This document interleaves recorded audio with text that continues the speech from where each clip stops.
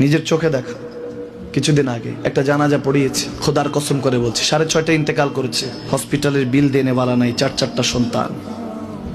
অ্যাম্বুলেন্সে ঘরে ঘরে আসবে, 1000-1200 টাকার বিল দেনেওয়ালা নাই। কি বুঝলেন? ক্ষণস্থায়ী দুনিয়া। মুমিনের কম থাকলেও আমি বলি, কেউ যদি এসে বলে হুজুর একটু দোয়া করেন, খুব পেরেশানিতে আছি, আমি তার হাত চুমু খেয়ে বলি তোমাকে মোবারকবাদ, আল্লাহ তোমাকে ভালোবাসে।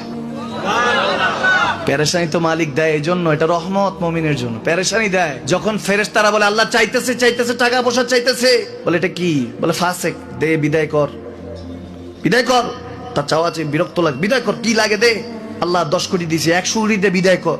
মুমিন যখন চাইতে থাকে আল্লাহ আমাকে কিছু লাগবে, যখন একটু করে চায় আমার মাটাকে সুস্থ করে দাও, বাবাটাকে আল্লাহ আমার স্ত্রীকে, আমার আমাকে একটু তৌফিক দাও, চাইতে থাকে মুমিন। আল্লাহ বলে যখন ফেরেশতারা দেখে মুমিন চাচ্ছে, দেরি করতে পারে না, তাড়াতাড়ি খাজানা নিয়ে দিতে নেবে, আল্লাহ বলে রাখোস না, এত তাড়াহুড়া কিসে?